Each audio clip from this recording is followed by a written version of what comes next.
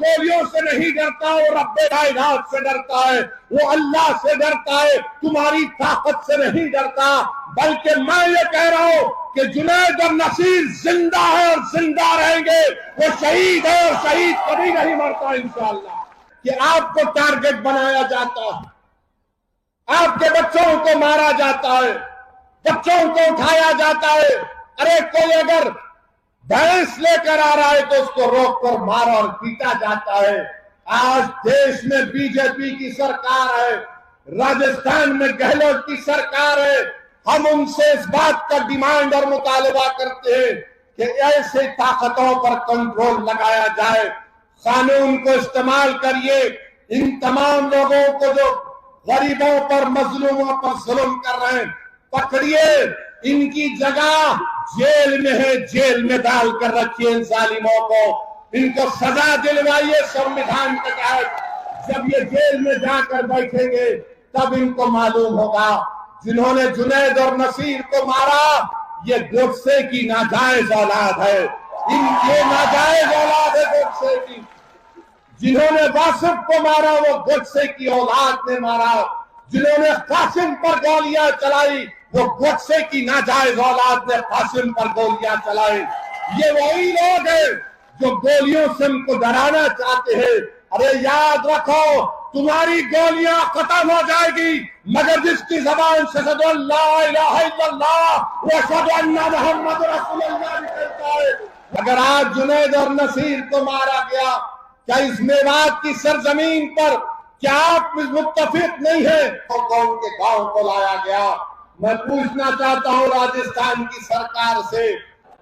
मुझे अल्लाह सुब्हानहू व तआला ने कुछ बोलने का मौका इनायत फरमाया। मैं आपका शुक्रगुजार हूँ कि आप इतनी बड़ी तादाद में आज के जलसे में शिरकत किए हैं।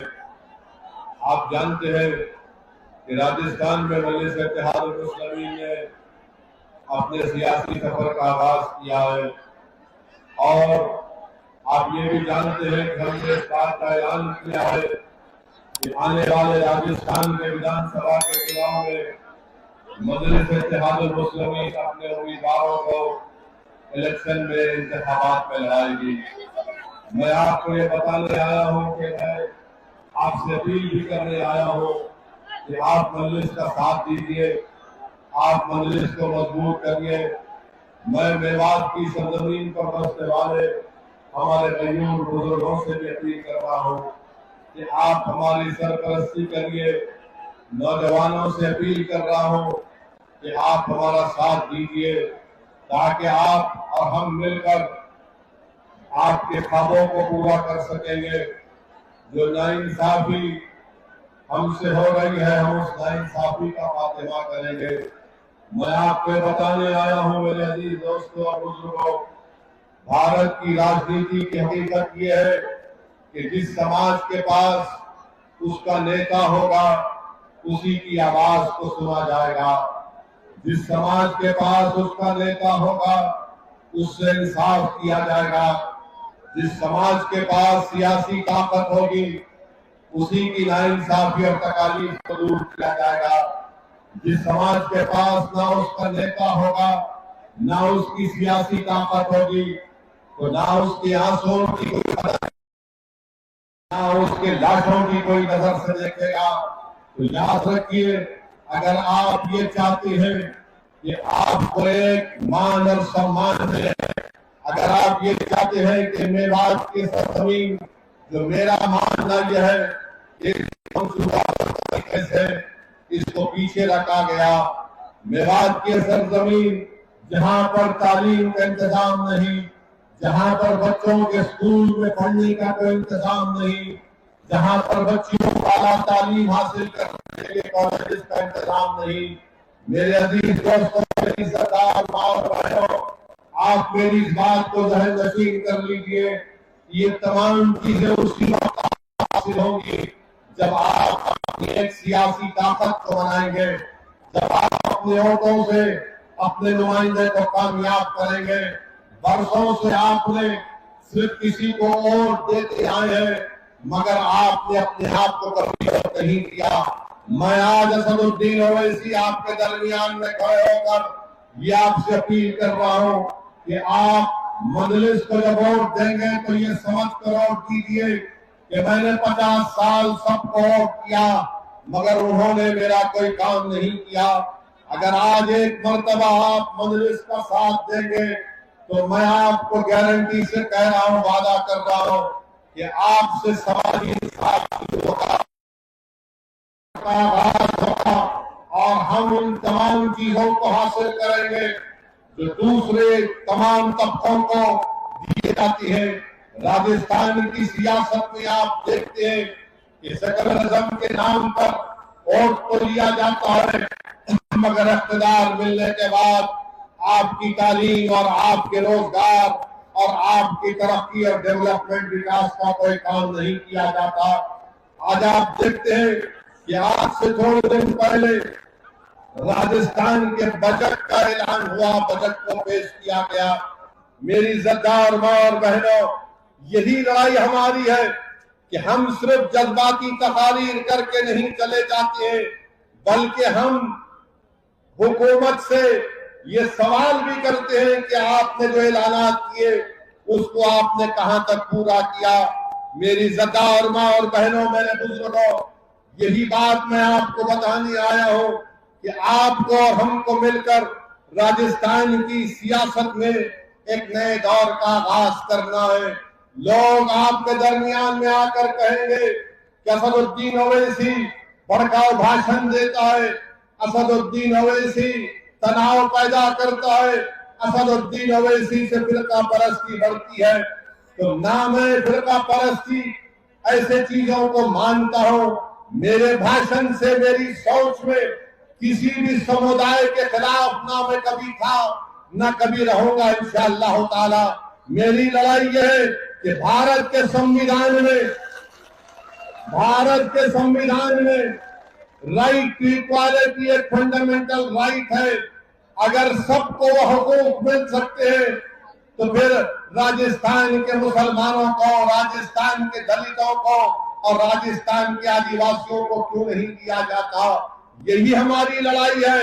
आज आप देखते हैं कि 5 साल से कांग्रेस की सरकार है, इनके बजट के ऐलानात तो मैंने आपके सामने रखा और उसके बावजूद भी कोई ऐलान, जब आप ऐलान 1 साल पहले करते हैं उसके बाद आप देखते हैं कि जमीन पर कुछ नहीं किया जाता। मगर जब चुनाव आएगा तो इनकी जबान से आप जरूर सुनेंगे कि ओवैसी पर यकीन मत करो, ओवैसी वोट काटने आया है। अरे कांग्रेस के लोगों सुनो, पिछले 2018 में तुमने राजस्थान में कामयाबी हासिल की थी। जब लोकसभा का इलेक्शन 4-5 महीने के बाद हुआ तो तुम एक लोकसभा की सीट नहीं जीत सके। जब क्या ओवैसी आया था या ओवैसी का जिन आया था या कौन आया था बताओ। और खुद मुख्यमंत्री के बेटे चुनाव हार गए। मगर आप देखेंगे कि आज के हमारे इस तकरीर के बाद कल से कांग्रेस के चूहे अपने बिलों से निकलेंगे और पुकार कर कहेंगे कि ओवैसी आया है काटने के लिए। अरे ओवैसी उन लोगों को काटने के लिए आया है, उन लोगों को रोकने के लिए आया है जो भारत के संविधान की धज्जियां उड़ा रहे हैं। मैं तोड़ने नहीं आया हूं, मैं तोड़ने नहीं आया हूं, मैं जोड़ने आया हूं। मैं किसी को काटने नहीं आया हूं, मैं अपना हक लेने आया हूं। मैं नौजवानों के मुस्तकबिल को अच्छा करना चाहता हूं, मैं बुजुर्गों के ख्वाबों को पूरा करना चाहता हूं। हमारी माँ और बहनों की आंख में जो आंसू है, मैं उन आंख में आंसुओं को पोंछना चाहता हूं। और ये उसी वक्त होगा जब आप हमारा साथ देंगे। सिर्फ थालियां मार के नारे लगाने से कामयाबी नहीं मिलेगी। आपको इन थालियों को, इन नारों को, इन जज्बात को और जो हजारों की तादाद में आज आप यहाँ पर जमा हुए, आपको इसको वोट में तब्दील करना पड़ेगा। क्या आप वोट में तब्दील करेंगे इसको? क्या आप वोट में तब्दील करेंगे इसको? क्या आप हमसे वादा कर रहे हैं की जमा तो इंशाअल्लाह ताला हम आगे बढ़ेंगे। क्योंकि लोग इल्जाम लगाते हैं, अरे ओवैसी इनसे मिला हुआ है, ओवैसी उनसे मिला हुआ है। अरे ओवैसी किसी से मिला हुआ नहीं है। ओवैसी ना गहलोत का है, ओवैसी ना कांग्रेस का है, ओवैसी ना मोदी का है, ना बीजेपी का है। ओवैसी तुम्हारा है और तुम्हारा ही रहेगा इंशाअल्लाह। और ओवैसी किसी को अपना आका मानता है तो मोहम्मद मुस्तफा सल्लल्लाहु अलैहि वसल्लम को। ओवैसी के सामने कोई वजीर आजम और कोई प्रधानमंत्री या चीफ मिनिस्टर को अहमियत नहीं रखता, क्योंकि सब बराबर है और हम बराबरी चाहते हैं। बराबरी कैसे हासिल करेंगे? गुलामी करने से बराबरी नहीं मिलती, खड़े होकर अपने हक के लिए लड़ने से बराबरी मिलती है। तो मेरे अजीज दोस्तों और बुजुर्गों, आपको एक सियासी ताकत बनना है, आपको एक सियासी कुव्वत बनना है। ये बहुत से मसाइल है, बहुत से चीजें हैं जिसका जिक्र मैं कर सकता हूं, मगर मैं सिर्फ आपसे अपील करना चाहता हूं कि सियासी ताकत हासिल करिए। आज हम देखते हैं कि राजस्थान में यहीं से चंद घाटमीट में कल जो हादसा हुआ कि जुनैद और नासिर की हत्या कर दी गई, कत्ल कर दिया गया, उनको जलाकर उनकी जली हुई लाशों को उनके गांव को लाया गया। मैं पूछना चाहता हूं राजस्थान की सरकार से, अगर आज जुनैद और नसीर को मारा गया, क्या इस मेवात की सरजमीन पर क्या आप मुत्तफिक नहीं है? तो गोलियों से नहीं डरता, वो रब्बे कायनात से डरता है, वो अल्लाह से डरता है, तुम्हारी ताकत से नहीं डरता। बल्कि मैं ये कह रहा हूं कि जुनैद और नसीर जिंदा है और जिंदा रहेंगे। वो शहीद है और शहीद कभी नहीं मरता इंशाअल्लाह, मगर इन पर जुल्म करने वालों को रोकना पड़ेगा।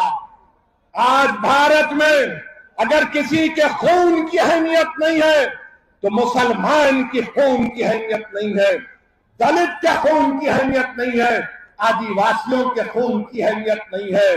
मेदक में एक मुस्लिम बच्चे को पुलिस कस्टडी में मारा जाता है, गुर्दे फेल हो जाते हैं।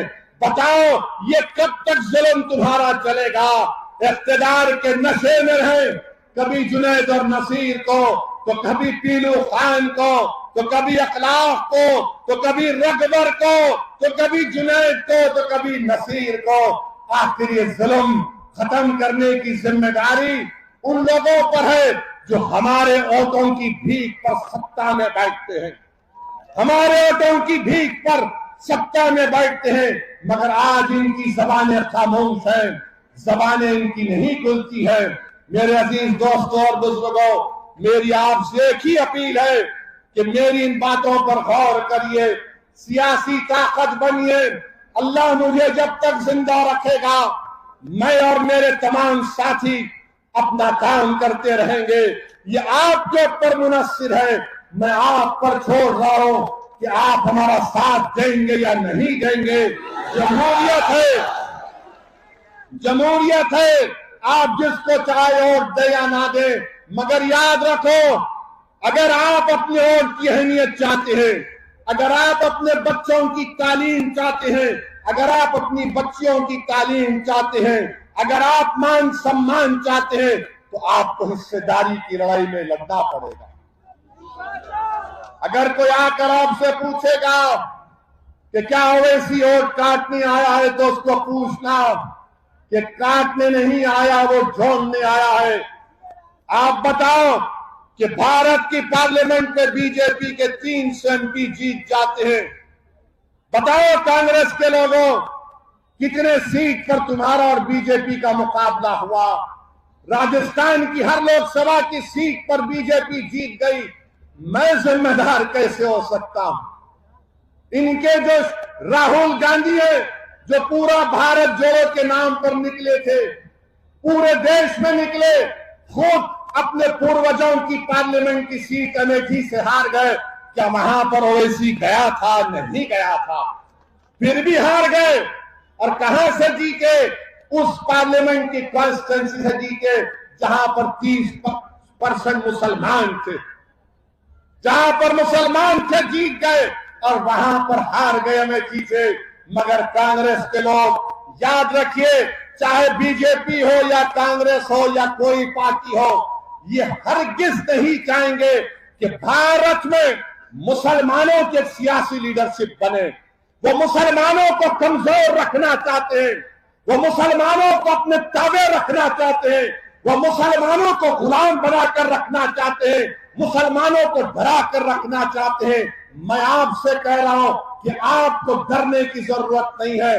ये देश हमारा था, है और रहेगा इंशाअल्लाह ताला। ये देश हमारा है। इस देश का आईन पढ़िए, संविधान को पढ़िए।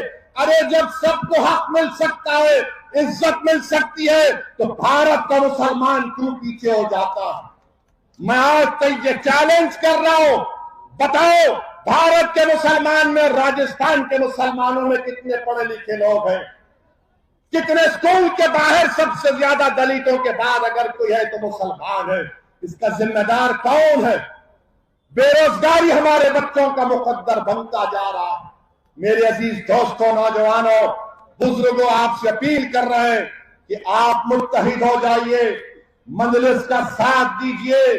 अगर आप साथ देंगे तो हम एक नया माहौल पैदा कर सकेंगे। कांग्रेस में तो माशाअल्लाह बहुत लड़ाई चल रही है, कांग्रेस में बहुत लड़ाई चल रही है। कोई किसी को जादूगर बोलता, कोई किसी को मौका परस बोलता है, कोई किसी को जादूगर बोलता तो पलटा कर कोई कहता है कि नहीं नहीं तू तो गद्दार है। अब आपको फैसला करना है। आप कांग्रेस को बचाने मत जाइए, आप बीजेपी के डर से किसी को वोट मत दीजिए, बल्कि बेखौफ होकर आप अपने वोट का इस्तेमाल करिए। मैं आपको ख्वाब दे रहा हूं, इस ख्वाब को पूरा करना आपका हमारा काम है। ये वक्त हमको अपने ख्वाबों को पूरा करने का है। और शबे मेराज आप जानते हैं, आखिर में कह रहा हूं कि नमाज की पाबंदी, मैं आपसे कह रहा हूं कि नमाज की पाबंदी करिए। 50 नमाजों से 5 नमाजों पर फर्ज कर दिए गए। नौजवानों, अपने अल्लाह से रिश्ते को मजबूत करो, अपनी मस्जिदों को आबाद रखो। नौजवानों, अपने मस्जिदों को आबाद रखो। नौजवानों, मस्जिदों को आबाद रखो। अल्लाह की रस्सी को मजबूती से थाम लो, अल्लाह की रस्सी को मजबूती से थाम लो। अपने दिलों में सिर्फ अल्लाह की मोहब्बत, उसका खौफ पैदा करो। अपने दिलों में रसूलुल्लाह सल्लल्लाहु अलैहि वसल्लम की मोहब्बत को पैदा करो। याद रखो, जब तुम अपना सर अपने दिल के साथ अल्लाह के सामने 5 वक्त की नमाज में झुकाओगे तो अल्लाह हमको कामयाब और कामरान करेगा। नमाजों की पाबंदी करो, मस्जिदों को आबाद रखो, अपने माशरे में बुराइयों का खात्मा करो, अपने बहनों को, अपनी बीवियों को वो हक जो रसूलुल्लाह सल्लल्लाहु अलैहि वसल्लम ने दिया, उनको उनका हक दो। बेटियों को, अपनी बहनों को उनका हक दो। अपने आप को ताकतवर बनाओ, दीन को मजबूत करो, अपने दीन से रिश्ते को मजबूत करो। हमारी पहचान इसलिए की जाती है कि हम रसूलुल्लाह सल्लल्लाहु अलैहि वसल्लम के उम्मती है। और वो लोग, बीजेपी के लोग जो कहते हैं, मोदी कहते हैं पसमानदा मुसलमान। मोदी जी, क्या ये मेवात के लोग पसमानदा नहीं है? क्या आप जुनैद और नसीर के कत्ल पर कुछ नहीं कहेंगे?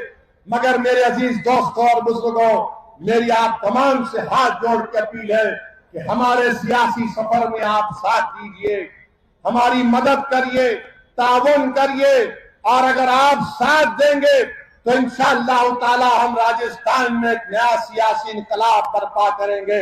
क्या आप हमारा साथ देंगे? क्या हम राजस्थान में इनकलाब को बर्पा करेंगे? क्या आप हमारा साथ देंगे? हाथ उठाकर बोलिए।